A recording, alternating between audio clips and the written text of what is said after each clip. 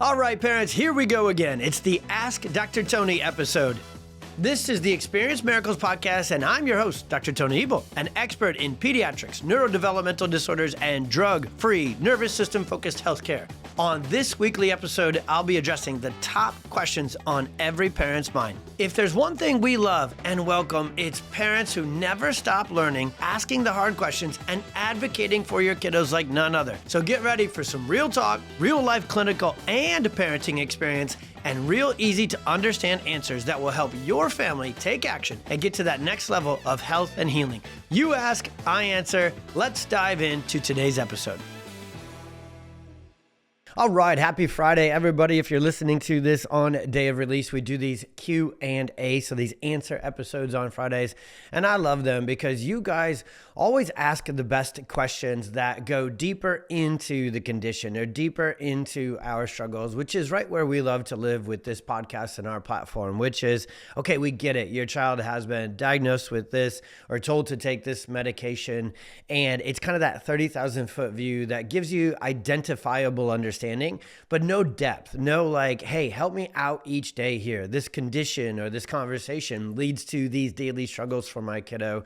And a lot of time it's plural. There is actually struggles, not just, sorry, I said that weird. There's a multitude of things that you guys with your kiddos and your family are up against. And that's what can feel so overwhelming is, how do I take this all on at once? Well, speaking of overwhelm, if you've ever been in the NICU, if you had a preemie baby, if your child was born early, and like everything that we could probably ever talk about, there's a scale, right? There's an index to prematurity with infants. We have some miracle babies inside of our practice who are born as early as the 20s, 24 weeks, 26 weeks. Shout out to our absolute chief heart advocate, Jen at our office, been with us for a decade plus. Her grandbaby, Solana, just, I got to go in there and help out because what we're going to talk about in this episode. So the question is, let me actually just state it and then I'll get right into my heart. Then we'll get into the science. We're talking about preemie babies, NICU stays, steroids, vaccines that they give inside the NICU and for preemies. What impact does that have?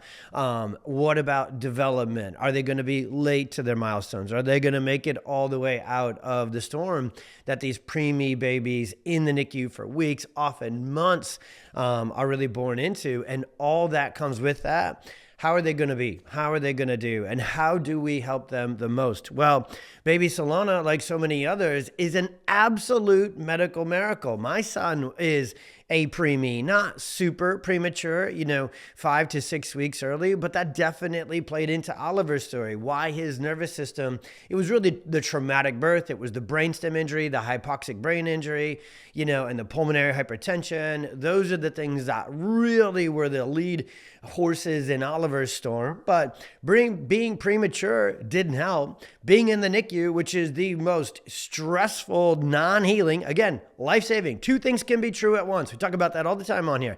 It can be life-saving and it can be life-altering in a not good way to be in these places called hospitals and NICUs and going through all of these medical interventions. So where do we say, hey, thank you. This is what I was able to do with my kiddos. So this is going to be a very heart-centered podcast with a lot of neuroscience and strategies, as always. When, where do we get to say to the medical doctors, to the neonatologists, to the epileptologist, to all the people that serve in that world? A shout out to NICU nurses. My goodness, you want to talk about the most compassionate, hardworking, brilliant, save your baby's life literally on the daily people. You're talking about NICU nurses and techs and all the people that work in there. Doctors, yeah, they're doing their role in there. Who gets the job done? What I have found in my time there with my son and many other kiddos that I've gone in to help these families out, it's really the nurses who get the job done. But anyways, it can be life-saving and it can be life-altering. So where do we figure out, hey, thank you for saving my child's life. Your interventions, your machines, and your medications that God did give us in that world are incredible. You kind of can't put words to it.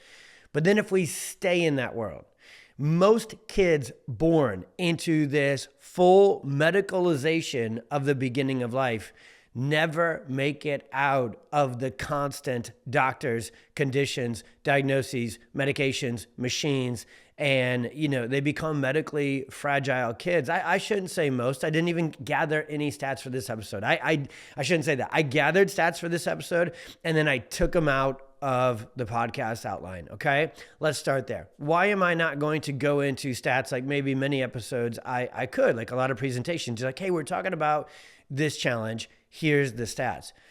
Your child, they're in those stats if they were in that NICU, but you're not about the stats. You're listening for the best possible transformative outcome for your child. I remember being in the NICU, looking up my child's condition on Google, and I'm a doc, so I know how to get even deeper into the PubMed. I knew who to kind of really reach out to for real answers. And so I remember Googling, looking up the condition, the challenges, the outcomes, the statistics.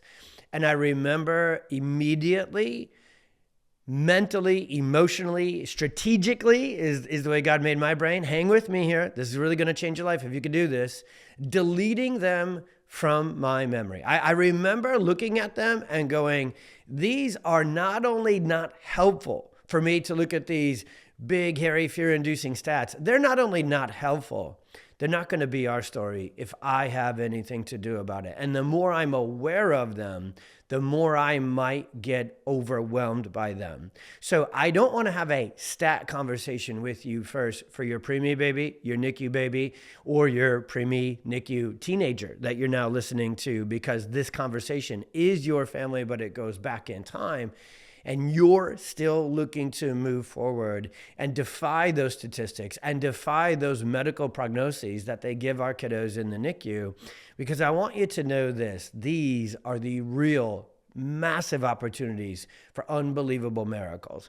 Preemies aren't broken.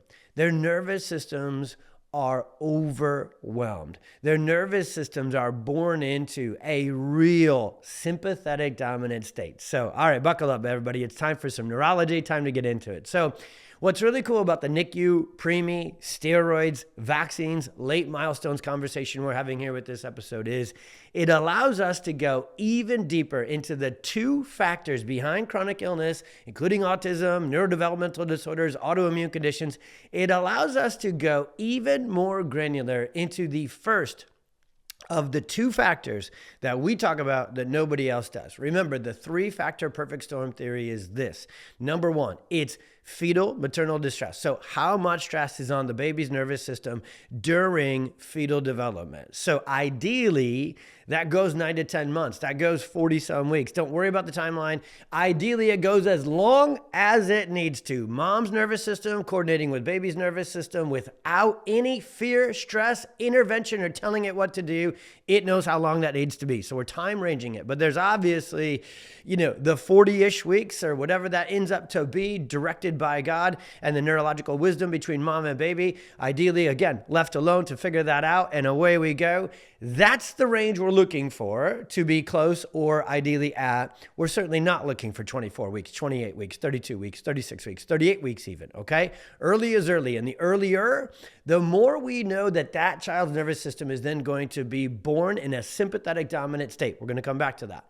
We also then know that if we're born early, that increases by a large margin, especially the earlier on this scale we are, it increases the amount of the second factor we teach within the perfect storm, birth intervention. A lot of time, these kiddos are born via very traumatic entries, right? Physically, emotionally, medically traumatic birth. Sometimes it's an emergency C-section. Hey, there's all these signs. Again, so often it's life-saving. This is going on with baby. This is going on with mom or mom and baby. We got to go in there, get baby on this side because we can actually do more to save baby's life. What is the NICU really all about? Saving baby's life. The hospital is a survival zone. It's not a thrival zone. The NICU is all about life-saving emergency medicine. That's what those machines do. That's what those medications do. But when we're talking about preemies, we also need to somehow, right in the midst of that, do life development, growth and development. So that's where medicine will come in and say, hey, we want to use these steroids. We want to use these things to support that process from the inside out. So we're going to have quite a dance here where we look at this and say, okay, our babies are not broken. They're maybe just not all the way built up and formed neurologically, developmentally just yet. And that can ring true for years and years if this storm started all the way back with your baby being in the preemie, being a preemie, and being in the NICU for a period of time. When you're born early in the NICU and spend weeks and months there, you are born into survival mode. You're not necessarily born into growth and development mode.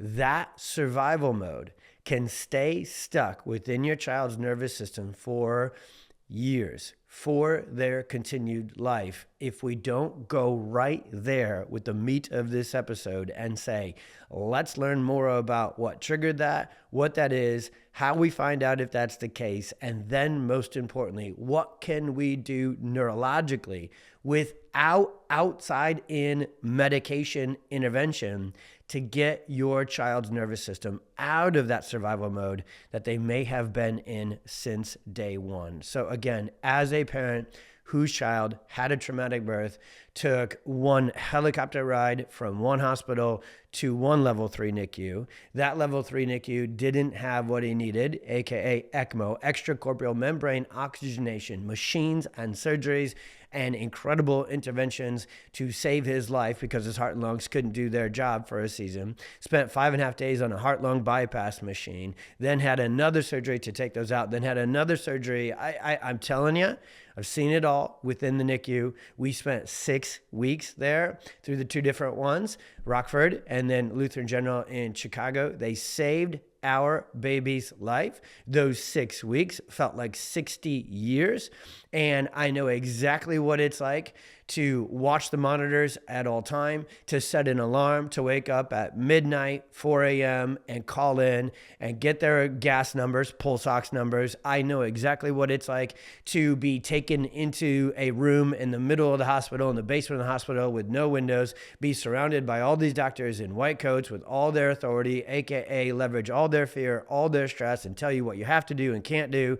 I know what it's like. It would take me hours to really go through this entire episode to talk about all the emotions, and I don't want to skip past them. I wanted to right away in this first 10 minutes recognize them, meet you there with them, but then I want to do for you and your family and your child what I did for our family and our child, which is go right into a neuroscientific understanding at a deeper level than even the NICU doctors and neonatologists can, because they're medical doctors. So they look at things, conditions, symptoms, survival.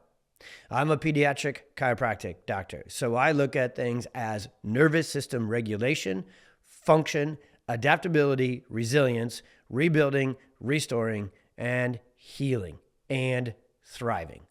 Those are 2 completely different philosophies, perspectives, or lens with which to look at these kiddos, our kiddos' health outcomes. One absolutely focused entirely, as it should be, on survival and saving kids' lives, and they're the best in the world at it, and I can't imagine a life without them. I can't imagine a world without NICUs, medical doctors, medications, and life-saving machines and interventions. They are incredible. Another perspective looks at life through function, regulation, restoration of nervous system function, and building or rebuilding first, resiliency, adaptability, and making sure that our kids can do 2 things in sequence. Number 1, heal from the storm and the stress they went through so that they can get to number 2, which is thriving and living the fullest, most incredible life they can possibly get to. In those moments in the NICU, I didn't know how far into number two we could get with Oliver. But I went for it all. as I get this episode out to you and we get the care we're going to talk about and the interventions and the solutions we're going to talk about, I don't know how far, because number 2 has this long road to it. I don't know how far down that road of fullest, most vibrant quality of life we can get your preemie, NICU, perfect storm kiddo to. But I do know that everything we're going to talk about and put forth to you will get them as far down that road as they possibly can in God's calling and crafting for their life. And that's all I ever focused on with our son in the NICU, is how far out of this medical sick care, he's going to have a terrible quality of life conversation can I get? Because as far away from that as you can get is how far into the greatest possibilities and healing capacities your kiddo can get. So I get the fear, I get the emotions, I even actually get the neuroscience and the research, back to those stats for a second, that they're leaning on to scare the heck out of us and tell us what our kiddo can't do. But I have plenty of my own research and practice-based and personal experience to lean on heavily on the other side. So we are not here to debate, nor do we ever. Who's right? Who's wrong?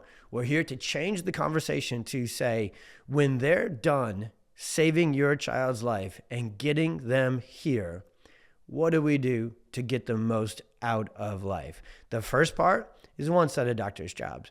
The second part is a different set of doctors, parents, and providers' job.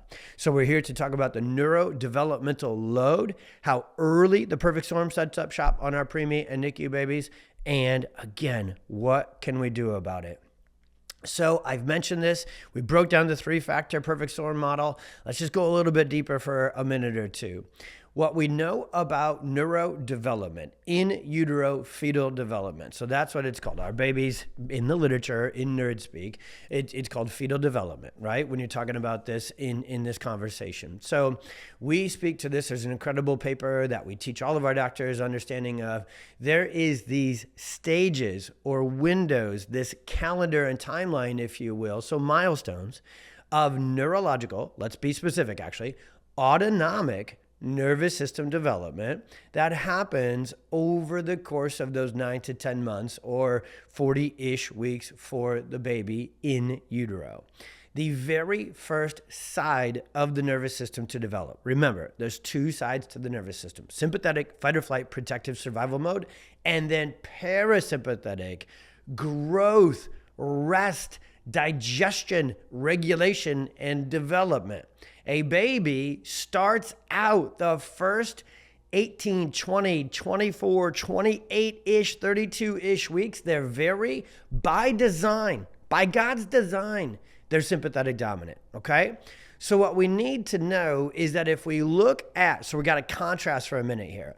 We got to look at a preemie NICU baby in contrast to what would be the opposite of that? Well, the opposite of that would be, we've interviewed here on the podcast, Dr. Lindsay, Dr. Stu, these just rock star, perinatal, OB, midwife, chiro experts who look at it and go, okay, we're going to let this thing go full term. Who knows what that is?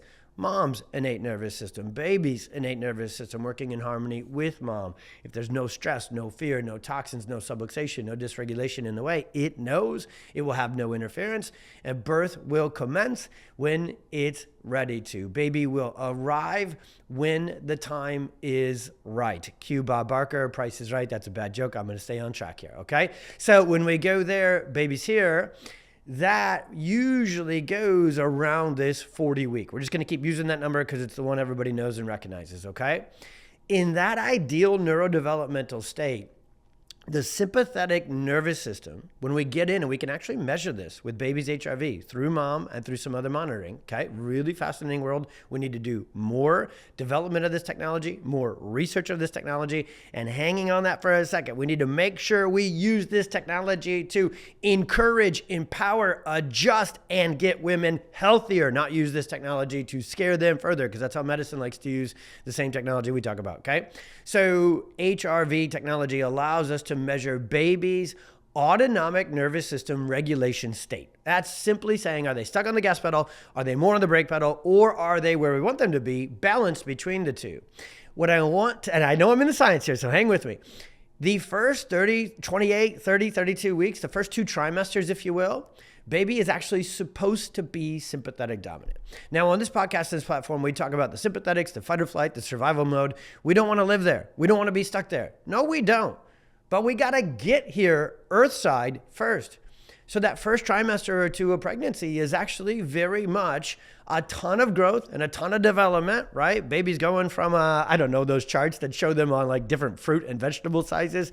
They're going from a lima bean to a grapefruit to a human. You know, it's always weird to look at them in fruit size. But anyways, they're growing.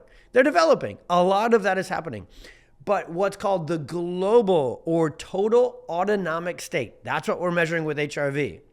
That is still primarily sympathetic dominant by design the first 32, even up to about 34, 36 weeks. Around that time, as mom and baby shift from second trimester to third trimester, what we now know, and this stuff is so cool, and I'm having so much fun with this episode because I love this stuff like none other.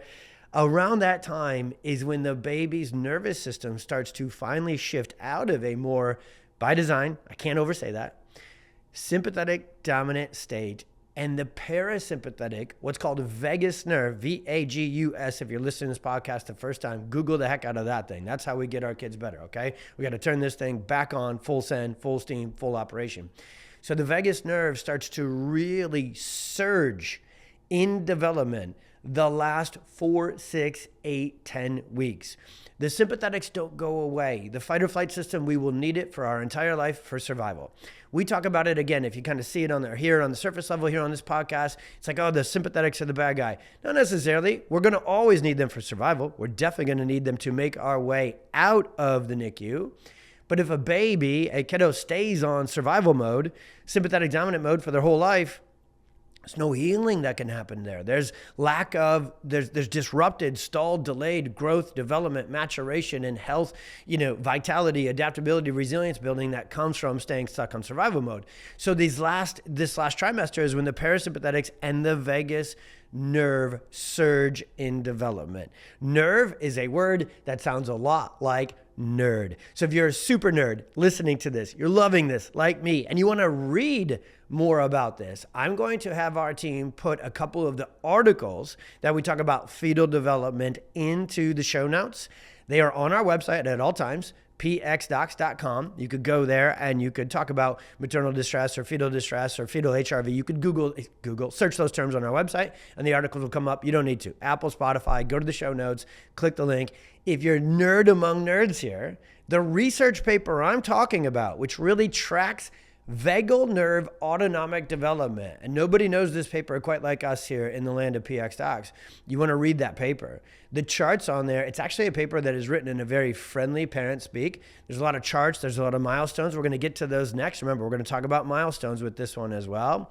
Read the articles we've written about this. And if you really want to know this stuff inside and out, you got a preemie baby who was in the NICU, had the steroid shots, they, forced the vaccines on you and did those things as well. You're going to want to read that paper and really get into it. Okay. So this first component of the perfect storm, stress on their nervous system. Then what's the third component of the perfect storm? Toxins. So if they had a lot of the first, emotional stress, fetal distress, a lot of the second, birth interventions and medical interventions, brainstem injury, subluxation, that conversation. Well, now when you're in the NICU, you tend to get a lot of the third. You get a lot of toxic environmental overload, bright lights, constant alarms, 4 needle sticks a day, steroids to help the lungs development, antibiotics because you spike a fever for a second, you're in the middle of the medical throes. They think everything deserves antibiotics. So when I was in the NICU, Oliver needed to be on them for a season. Oliver needed to be on a lot of medications. but we knew what we knew. So the moment first, he only went on them if we could have them explain to us this is a real crisis. There's real evidence that he needs this medication. So we didn't let them just bam as they do. We were deep into conversation with the decision about a certain medication or intervention all along the way. They did not like us in the NICU because we asked questions. We advocated like none freaking other for our baby boy Oliver. I have an entire podcast. By the way, if you feel like you don't know how to advocate in the hospital, you don't know how to advocate in the medical world, you're in the NICU right now and somebody sent you this podcast, there's another one you need. And it's that. It's an episode where I literally go through what we did for our son in the NICU and what I've, I don't know what you call it, coached, mentor, guided other parents to do because I've lived it so I can share it. So there's a whole episode about how to advocate for your child inside the hospital, inside the medical world, and that really shines with this one. So I'm sending you like crazy to the show notes. The show notes are going to be like 6 pages long with this one, but hit those links. If you're this parent, hit those links when you're done with this one. You got to have those. So we made them decide, we made them explain and give us legitimate clinical decision-making criteria to put our child on a medication. And the moment that its job was done and he was out of crisis, whatever, he was off them. We battled them. I'm going to say it that way because that's what it felt like. We battled them about antibiotics. We battled them about, we never gave him steroids. We battled them. We did not give him a single vaccination. They tried. They sent the entire brigade. I'm surprised they didn't call on Congress to try and get us to, executive order a vaccine into him. He didn't get a single one because I'm going to come back to that, okay? The truth is there was a lot of them he needed for a certain time period, for a certain condition to put out a certain fire. As soon as the fire was out, we made sure he got off of them because you got to get off medication. You got to get out of the NICU to get into healing, okay? So when we look at the perfect storm, a preemie NICU baby is the book. And by the way, I'm writing the book. Hope to have it out at the end of 2026. I could use some encouragement. It's a brand new thing for me, and it's good. And I just want to know if that would be beneficial to you. So if you hear this and you follow us on the podcast, post on one of our comments on one of our Instagram or Facebook posts, or send us a DM and be like, Tony, please write that book. And I could use that encouragement from you guys because got to make the time, make it happen. I've had God send me some incredible relationships. I'll say this, y'all. The book is coming. Please, if you're excited about it and you want it, just keep the excitement coming from your end. I think that'll help us speed the process and make it great. But in this context, I said that metaphor because a preemie NICU baby is the epitome of the perfect storm book plus some. They've got all the stress on their nervous system from being born into a sympathetic dominant state. They've got more medical interventions coming at them than any other kiddo.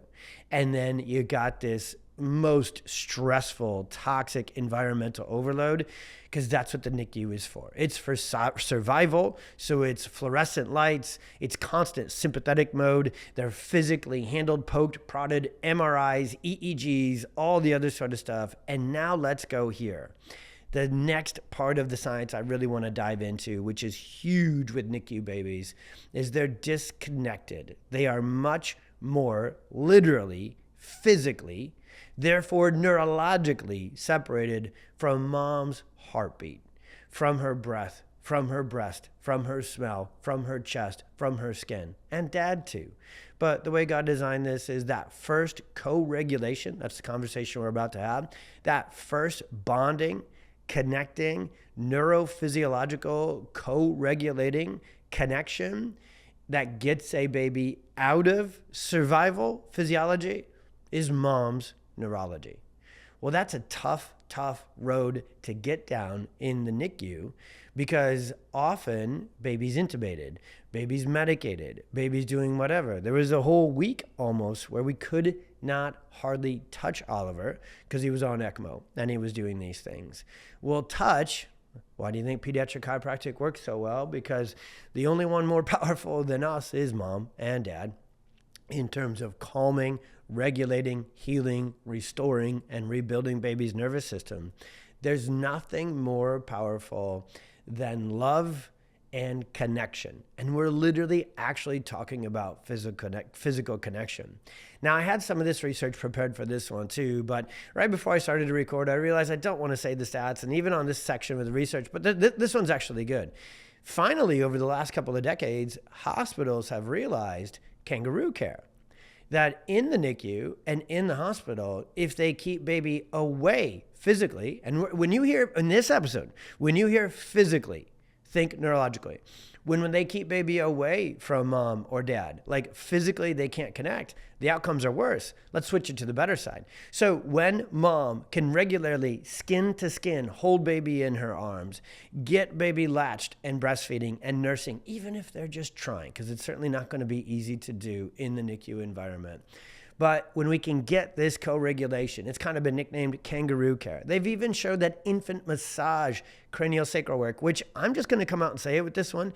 Massage is amazing. Craniosacral work is amazing. We actually wrote it up so that the OT could come in and do hands-on lymphatic work with Oliver once, sometimes twice a day. She had never got approval to do that, but I knew this frame right here we're talking about, hands-on touches, calming, regulating, healing to his nervous system. Would it move fluid and help that? Yes, he needed that. He was a pulmonary hypertension kiddo who got all swollen up. So he needed all that fluid, but I needed him to be co-regulated, and the OT taking care of Oliver knew what the heck she was doing, and she knew to move fluid, move lymphatics, and calm his nervous system at the same time, because that's the healing power of touch. Have you ever been completely stressed, wound up, emotional, and gotten a big hug? Have you ever seen your kiddo in a full meltdown, full stress, full anxiety, panic attack, but they allowed you in for deep pressure, big hug, and they're connected to you? And what were you able to do for them? Calm them, regulate them, get them out of the storm. That's what these babies need. And so if massage and craniosacral and kangaroo care and lymphatic massage work, imagine how impactful it will be one day when there's neurologically focused, hands-on, vagus nerve stimulating, parasympathetic activating, survival mode, off switch flipping pediatric chiropractors in the NICU. This is our calling. This is my calling. This is our responsibility to not only have this conversation with you about your kiddo while you're in there or after. I know we're reaching most of you after. What we really got to do is take this neurology, take this science, take everything I'm teaching here to them in that world, break down all those walls, cross over all those moats, dance around all or through or blast through is probably more my style, all the red tape, and say our babies need this. They need that touch, because if those things are that powerful, first off, nothing's more powerful than mom's bond and co-regulation. We can't even touch that as pediatric chiropractors. But if massage works and craniosacral works, well, pediatric chiropractic neurotonal adjustments are so much more powerful and impactful than even those incredible interventions. Biggest fan of them. I lined them up and used them for Oliver during his NICU stay, because I can do craniosacral work. It's not craniosacral in our work, it's SOT work, but we can get in there, use the power of touch to rebuild connection. So because they're in survival mode, because they're in sympathetic dominance, you can literally physically see that on baby. They're wound tight. They're constipated. They're struggling to grow. That's why they can't get the ounces in. That's why they're feeding. Feeding isn't because they're a preemie. The challenge is with getting in calories, getting in ounces, getting them to grow so you can pack up your stuff and get out of there.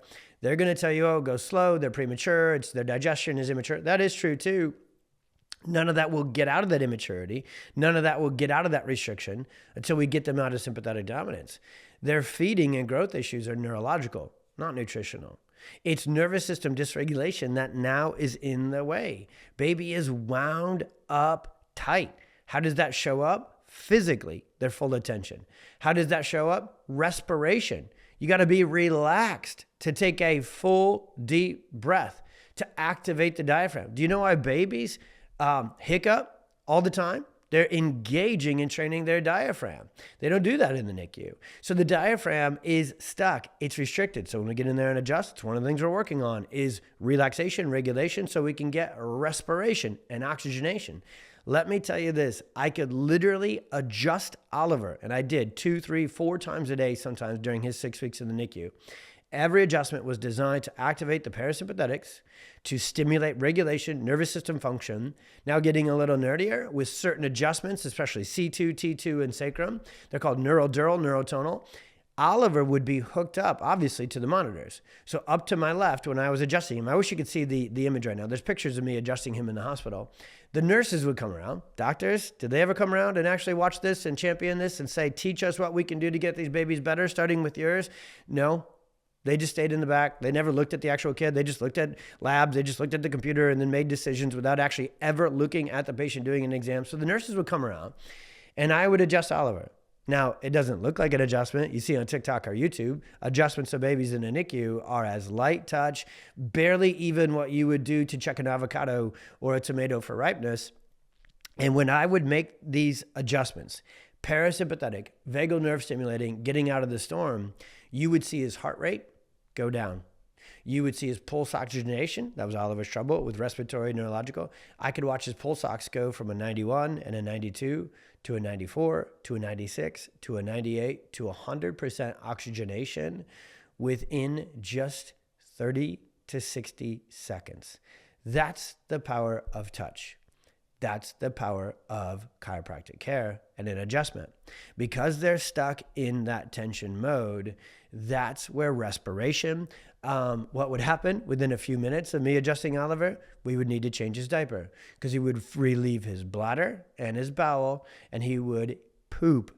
Now you need to get digestive motility going to get more nutrition in, to get more growth happening, to pack up your stuff and get out of the NICU and get home where your baby can heal at a much higher, better clip. That was our goal the whole time. Once they saved his life, everything was about oxygenation, respiration, digestion, calorie, ounces, breastfeeding, bottle consumption. We were pumping, putting in a bottle. And so every adjustment, once he was out of survival in mode and we were looking to get him healing, get him thriving, get out of the hospital, get home so we could do much more of that, much better. Each adjustment was designed to improve his respiration, improve his digestion, improve his nutritional assimilation and absorption, and get off all medication. You guys, and they worked. And now let me shift gears. For the last part of this episode, let me shift gears to we're not there anymore. Maybe you asked this question because that was a long time ago. How did these things next, the steroid shots, the vaccines, the interventions, and even just being a preemie in the NICU for all that time, what are the long-lasting effects of that? Let's talk about those in the last chapter of this one, and then let's talk about what we can do to change those. Real quick, before I shift into this last section, guys, the long-term, strategies. I don't want to, we're not just going to talk about the long-term problems. We're going to talk about long-term solutions and strategies as well, drug-free ones, nervous system focused ones. Please continue to follow the podcast. Hit the little plus button, hit the little download button. And goodness gracious, you guys, if we serve you and your family well, and we've been able to transform your kiddos' lives and your family's lives, restore your hope, get you to the PXX, get you these nervous system regulation strategies and environmental lifestyle shifts you could do at home too, all the stuff we talk about. If it serves you, if you could follow, if you could download, if you could even leave a review, and if you could hit the little up and out button, I call it that, the little arrow button that says, hey, let me share this. And if you share this with another mom, if you share this with the providers on your team, all of those things, those 3-4 steps, just one of them, just following and being part of our community. Thank you, thank you, thank you, thank you. But if you have it in you to do the others too, I would love that so much, because somewhere on the other side of that share, on the other side of this podcast growing, are all these other Olivers and all the other babies just like yours who started here in sympathetic survival mode. And maybe it's this podcast that God called us to that is how we take the first step to get them out of that. Okay, so part 3 here, steroid shots, vaccines. This is not this is not blaming, nor can any of us, my child was on all these medications, nor can we go backwards and head off and, redo history, right? They happen, they're there. What did they do and what can we do about them? All right. So the steroids are used to mature the lungs, reduce inflammation, and then vaccines are used for a NICU baby to I don't have any health benefit because that's just what everybody makes, parents and families do, and they make a lot of money for the pharmaceutical companies. There, guys, as you can see, I paused for a little bit and I tried to fill in something that was even a little bit more medium. The clinical neuroscience behind, especially the ones they give to infants and babies right out of the gates, hepatitis B and so forth, they've never been tested against placebo. They are unbelievably horrible, weak, awful science. I'm not giving this as like an opinion. This is a scientific perspective as to why did they give those shots? There's no good answer, okay? And then, do you know who you're not, by their guidelines, by the medical guidelines, do you know who's not supposed to get a vaccine, a baby who's sick, a baby in the NICU, but they use them like, oh, your baby's more at risk for respiratory conditions. So they're going to shove them down more. And there's some science, there's some perspective there. But also, how are they going to handle the vaccine? How are they going to detox from the vaccine? When their nervous system is so sympathetic dominant, so immature, so stressed out, guess what nervous system dysregulation and sympathetic dominance does to the digestive system? It shuts it down. There's lack of motility. How are they going to get the bad parts of the vaccine out? Guess what nervous system dysregulation and sympathetic dominance does to the neuroimmune system? Have full episodes about this. It leaves the nervous system. Its ability to detoxify is limited. Methylation is shut down. It's not just genetic. It's not just MTHFR. Got a whole episode coming about that. It's neurological, okay? So now our child can't detox very well. In the nervous system stuck in sympathetic dominance is in a hypersensitive react or overreact, better said, to lots of things, pro-inflammatory state. So now the vaccine comes in to prevent hepatitis B when mom didn't even have it. The vaccine comes in to prevent a disease that this country doesn't even have anymore. I mean, it's crazy to say that we need to load our babies up when they're already sick and struggling. They just got to get healthy. What if we just gave them a chance to get back to baseline? And then if a family says, hey, I want to do these things, awesome. That's the family's choice. That's what they should get to do. But it stacks on. It layers on, okay? Now a kiddo who was in the NICU and had all the neuroscience stress that we just went through, when they have antibiotics, steroids, and vaccines, down the road, we're going to need to help them heal from those things too. So let's talk about that. Okay, my little rant and tant is over. That's what I call a tangent put together, okay? I make up words on this podcast. It's more fun that way. It gets a little weird sometimes. Just me standing in my fancy studios, just going nuts, Raging Bull style, pouring my heart, my head, and everything out for you guys. And there's nobody else in here. When you give a live presentation or even a webinar on Zoom, at least people can be like, hey, thumbs up, you're doing good. It just gets a little weird doing a podcast. Anybody do a podcast? I know some of you moms do, okay? It's a different thing. I'm 2 years into it, still regulating my nervous system to this wild and crazy world God has called me to. All right, y'all, here we go. So vaccines and preemies, not a good or bad conversation, just did the nervous system have the capacity to adapt? Did the nervous system have the capacity to A, get the most out of the vaccine, its most positive benefit, and B, detox and get to the side effects? They have side effects. They definitely short and long-term side effects. It's on the box, okay? They can't deny that. So what we know is if a kiddo has this sympathetic dominant, dysregulated, parasympathetic vagal nerve tone shut down nervous system, the gut is immature, the immune system's immature, and they start to get really hypersensitive to inflammation. So what happens to a lot of preemie babies is they get sick much more easily for the rest of their lives, and they struggle much more to get to the other side of the illness. Now, what you'll be told is, oh, that's because their lungs were born immature. That's because their immune system was born immature. So this is just how it goes.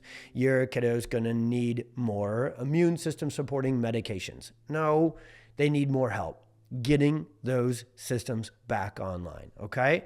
So what we do with this is we say, okay, here's the healing foundation for preemie, NICU, steroids, vaccines, antibiotics, perfect storm, and then some babies. What do they need? Step one, nervous system regulation. What do we really need to do? We need to find out how stressed out, sympathetic dominant, imbalanced, dysregulated, vagus nerve dysfunctional their nervous system is. We can measure that with the Insight scans. But before I go into baby, getting adjusted, getting neurologically better, and then all sorts of other things we did with Oliver, and I'm going to use him as our case study, okay? Here's we round now fourth base, as we round third base and head to home. Home is fourth base if you don't know baseball, okay? And so as we do that, I actually want to sneak this in. Mom and dad, I love you. I get you. I feel you. We were you. And to a degree, forever still are going to be you, right? When you've lived this life, you're still living this life. You really, I'm just going to push for it. You really need to go in, get scanned, get your own nervous system checked, and get your own nervous system healing. Remember how just a few minutes ago we talked about all the neurology, and there's even tons of research behind this about how important it is for mom and dad to connect, hold, physically co-regulate, and help your child heal. What if you haven't healed? How's your kiddo going to heal? What if your nervous system is dysregulated and sympathetic dominant? How are you going to co-regulate, connect, and help get your kiddo out of it? What if you're all still stuck in that medical NICU perfect storm. What I have found through the course of my last 2 decades of my career and what I lived myself is that when our kiddos go into it, we go into it. Get the siblings checked. Get your kiddos checked. We had an older baby girl who didn't get to see Oliver. I remember his 3rd day of life when we first got to Lutheran General, that he was about to have his surgery, his ECMO. And I remember bringing Addison in to meet him, just to see him, just to hold his hand for a minute or two. Yeah, so we didn't know. We did, and we didn't, that he was coming out of there. And so we had to say, you got to meet him. So Addison was a toddler, tiny little girl, 18 months old. What does she remember about that? She certainly doesn't. Let me shift from tears of sadness there to tears of joy. I can't say that Addison is necessarily in charge of Oliver's emotional healing still today. They're 18, 16. They're best friends, but, they're savages and sarcasm with how much that's how you know you love somebody that much, when you can just go at them and then they come back at you. And it's a beautiful relationship, honestly. So maybe it's the best neurological healing is sarcasm. Emotional healing and neurological healing is sarcasm and love through that lens. I sure hope so. I'd like to find some science behind that because I certainly use it. But anyways, this one's of course going to be longer than I thought because of all the story and the emotions and the science into it. But we've been there as a parent. So when we got Oliver better, do you want to know one of the cheat codes that I probably don't talk enough about and I needed to be sure I do here? One of the cheat codes is this. We healed too. TOO. We were getting neurologically focused chiropractic adjustments 3 times a week minimum. We were meeting with our pastor and reconnecting to our faith and to the scripture to, I can think of James 1:2 right here. I can think of Corinthians 4. I can think of so many passages in scriptures that I would read again and again. I can think of, back then it wasn't podcasts. It was like things I had saved on my iPod. That'll age me a little bit here with Oliver, that I would listen to that would rebuild my faith.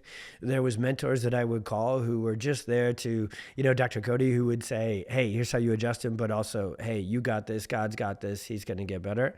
And then there was even emotional healing. We went and did, I've interviewed Dr. Sharina on here. It might be a good podcast to link in the show notes too, about emotionally traumatic healing, network care, best care, different kinds of chiropractic that helped us heal emotionally. So I just have that on my checklist and my outline for this one, because if I went into, which I'm going to finish this one with here next, if I went into all the things to do for your kiddo only to get them to heal from being a preemie, NICU, steroids, vaccine, perfect storm kiddo, and I didn't talk about how to heal as a family, well then your kiddo, which is who I know you're listening to this first and foremost for, to get them to heal fully, you must heal also. Your nervous system must get out of survival mode because you needed to be there as well. Because in the NICU, that's the job. Survival. Get out of there. Out of there is where full, complete transformational healing can happen. So let's talk about late milestones, how to spot them, what they mean. And there's a very important thing. We're not done with this one yet. Give me a little bit more time. There's one more very, very important section here where we're heading towards home with. They are likely going to be behind on their milestones. Oliver had a couple that he was behind. And I can say this, please don't fry me with this, because there's perspective, there's neuroscience, and it's going to help you a ton if you can understand. I'm going to say this and explain why. I did not worry about them. Now you're thinking, who is this guy? Is this a machine? Is this a robo? Is this Robo-Chiro? Ever seen the movie RoboCop with Arnold? Oh, no, I have emotions, okay? Christina would back that up. Probably, I don't use them as much as maybe she'd like. Anyways, whatever. Staying on track here. So, no, I just knew I was going to get him better. I knew God called him to heal. I knew medicine was going to save him. I knew pediatric chiropractic would put his nervous system back together. I knew his mom and I and Addison and our family would heal with him. I just don't know how to tell you other than I knew he was going to get better. I knew we would get him back on track developmentally. I knew his heart would be fine. I knew his respiration would be fine. I knew his brain would be fine.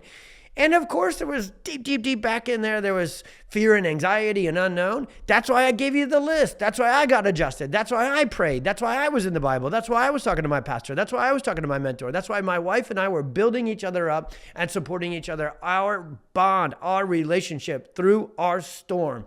You can't rattle Tony and Christina, man. You cannot come. You can't even take us apart one little iota, because we were together strong when Oliver went into the NICU, and we came out stronger together. Christina's really, really my chief strength advocate in all of this. And I hope you too, your family is together that way. So because of all those things, we knew we were coming forward. But what about the milestones? When I say they are most likely, they are likely that they're going to be delayed, I need you to hear this. What matters most in neurodevelopment is not the calendar, not the age, the month, the year that they did X, Y, or Z. It's the sequence. A child who is born early, premature, underdeveloped is not going to develop on the same schedule as their peers. Now, here's why. 2 reasons. First off, it's just math. Their birthday was 8 weeks earlier than it was, again, supposed to and should are not words you should supposedly use, but we need to bring them in here. So if their literal birthday is in July and they were due in October, well, literally for the rest of their life, they're 3 months older than they, quote unquote, were supposed to be. So what we call this, so our parents can understand this easy, is we call it birthday age versus brain development age. Nerdy, but very, very useful. You need to know this stuff, okay? If you're a preemie NICU parent.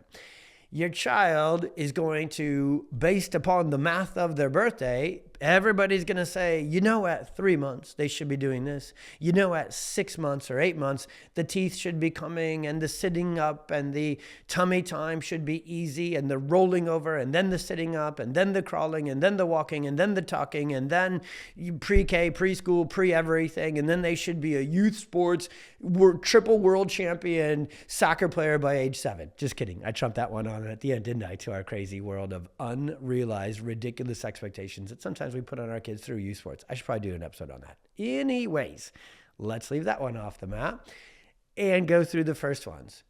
If they're literally born 1 month, 2 months, 3 months early, neurologically, God designed it to go from conception to those marks.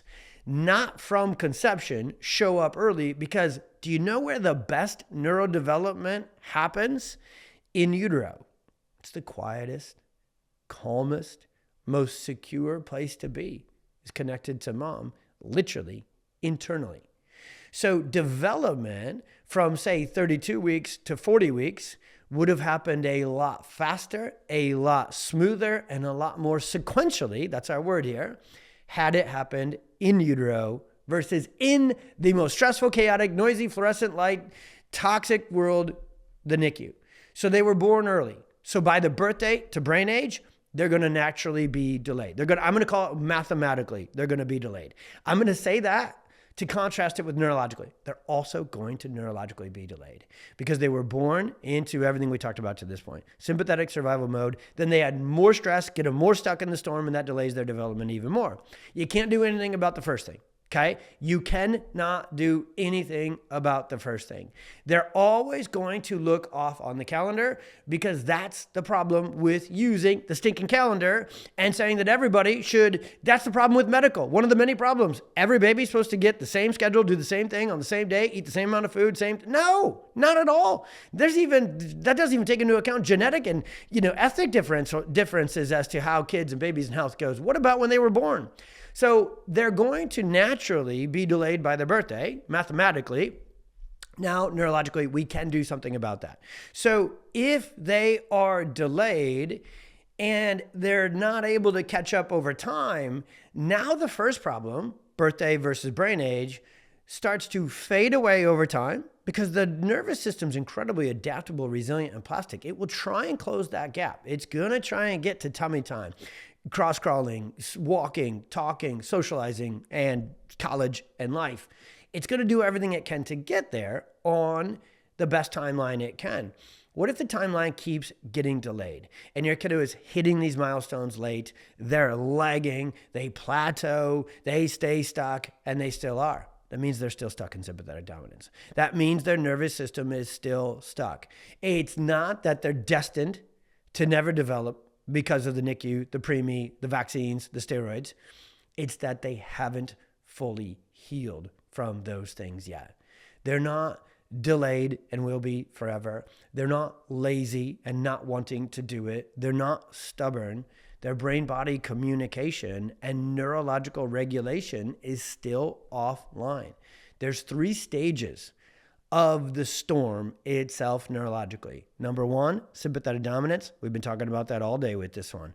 Number 2, dysregulation and developmental confusion. That's where the developmental delays, delayed crawling, delayed speech, their immune system stays off track, their digestion stays delayed, their coordination is a mess, their sensory system is overloaded and really sensitive. So stage 1, sympathetic dominance. Stage 2, dysregulation, developmental confusion. Stage 3 is exhaustion and neurological regression. And a lot of kiddos who were NICU and had all these things, they get into stage 3 exhaustion. So what are the action steps to get them out of the storm and back on track developmentally? Support the vagus nerve. Neurologically focused chiropractic restores autonomic balance, stimulates the vagus nerve, activates the parasympathetic system, improves brain-body communication, restores sensory motor tone and coordination, motor planning, and rebuilds adaptive capacity over time. We do not chase milestones. Like other pediatric therapy interventions, we rebuild the foundation of nervous system regulation and function, and then the kiddo will catch up, get back on track on their proper timeline. They're in charge of that, not us. Sometimes we got to really push them, really pull them, really adjust them, really support them. And sometimes we just got to let them rest. We got to let them integrate. We got to let them recover. And we got to let their development emerge in sequence on its own timeline. And we can be confident in that when we're tracking, adjusting, and doing everything at home with sleep, with nutrition, with bonding, with therapies, with co-regulation, with healing to get them to happen. So step 1, rebuild their nervous system foundation with neurologically focused chiropractic care for the kiddo. Step 2, rebuild the mother, baby, parent, baby regulation even years later. The more skin to skin you can do, yes, even toddlers, the more co-sleeping you can do, the more rhythmic rocking you can do, slow breathing, calm, smiling, safety, connection, rebuilding, healing, vagal nerve toning, co-regulation is the best medicine, not just for your baby, your kiddo's healing, but yours as well. Protect sleep at all costs. Everything about your schedule, everything about your environment, everything, dark rooms, predictable bedtime, minimum evening stimulation, sleep equals neurological repair. So baby gets adjusted, mom and dad get adjusted, baby's nervous system is healing, mom and dad's nervous system is healing. Everybody needs to prioritize sleep. Step 4, reduce the environmental stress load. There was no way Oliver was getting vaccinated. We said no to every medication. We even didn't rush into therapies so that we could make sure he had adequate healing timelines, space, quiet. We were in the NICU for 6 weeks with the most amount of stress, the most amount of noise, the most amount of fear, and the most amount of physical disconnection from Christina. So do you know what we did? This is shout out to Dr. Jeannie Ohm, one of the pediatric chiropractic OGs who's no longer with us. I got on the phone the day that we got home from the NICU with Dr. Jeannie, and she gave me some chiropractic advice, but I had that down. I had an incredible mentor, Dr. Cody. She just said, how long were you in there? Jeannie was old school, from the East Coast, from Philly area, I believe. And she's just like, hey, how long were you in there? 6 weeks. She goes, okay, you got a ring sling? So a ring sling is the best kind of sling for babies to bond and hold with mom. She goes, and I said, yeah, okay, 6 weeks. So take that to 18. So for the next 3, 4, 5 months, he literally doesn't leave Christina's side. And she goes, I freaking mean it. She didn't say freaking. She said something else. She goes in that sling on Christina's breast, side, hip, heart, soul, lungs, diaphragm. She's cooking with him. She's playing with Addison with him. She's going for walks with him in the sling. He's not going in the stroller. He's going in the sling. He's sleeping next to Christina. You guys, Oliver would sleep between us when he was home. So he would be 7, 8 weeks old, tiny little baby, preemie, 6 weeks, life-saving, medical, and chiropractic. He wouldn't be physically touching Christina when she would fall asleep.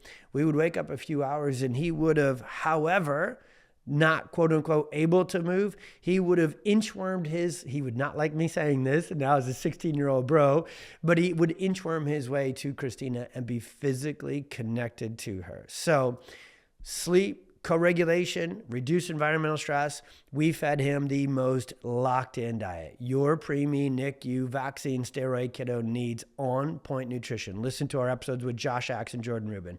Go to our website and read about nutrition and supplementation and how we do that. Keep the lights quiet. Keep the stimulation quiet. We went nowhere. He spent months with Christina. We just healed together as a family. No processed foods, no inflammation. We were obsessive. I'm going to use that word because I mean it. And then what did we track to know that Oliver was going to get better? We tracked his nervous system regulation. We tracked his sleep. We tracked his adjustments. We tracked his HRV. We tracked his thermal scan. We tracked his nervous system, not his milestones. He was delayed a little bit on this and that, and then he wasn't. He struggled to sleep, and then he didn't. He struggled to move, and then he didn't. When? I don't have a chart. I don't have a calendar. I didn't write it down. I didn't journal it. In a way, for my parents, to give them a little bit of a NICU for babies, my girl Isla and others that are similar, Winslow, to those like them, I wish a little bit that I had the journal, that I had the calendar. Hey, Oliver did this at this stage, and he did this by his birthday. I'm so glad I didn't, because we weren't tracking those things.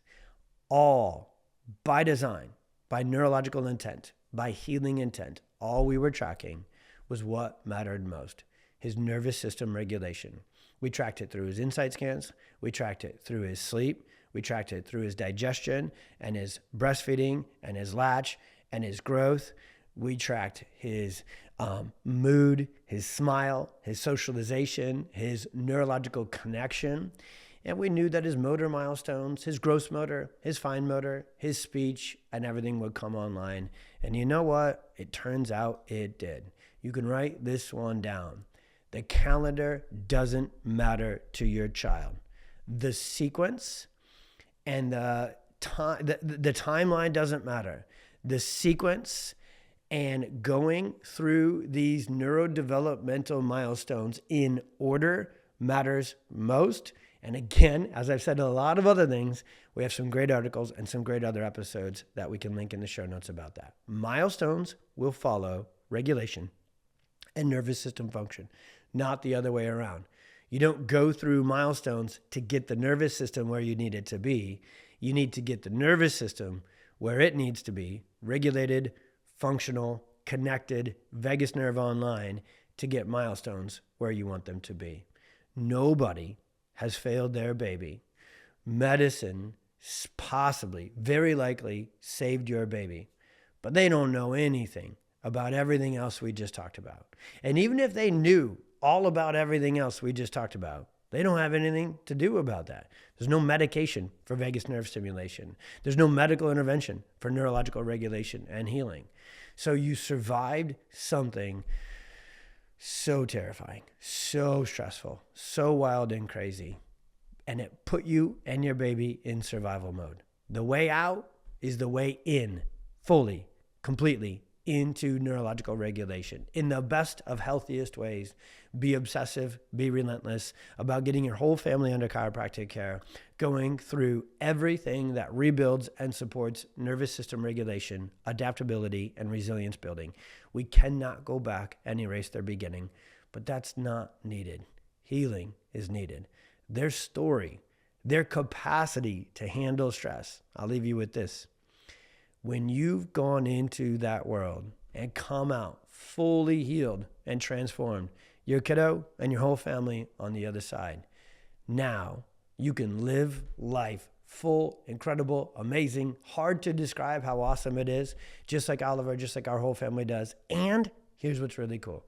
You can help others do it. So there's a calling, there's a purpose to every storm. We're not supposed to stay stuck in it, but we're also not supposed to avoid it. So everything we talked about on this one is how to understand it and how to get out of it. And when you can go through these healing stages and solutions and drug-free interventions in sequence, consistently, persistently, over time, healing neurologically happens. This is about supporting your whole family's nervous system regulation, health, and nervous system adaptability going forward. So if your kiddo 2 years, 6 years, 10 years still feels fragile, delayed, dysregulated, that doesn't mean you've missed your window.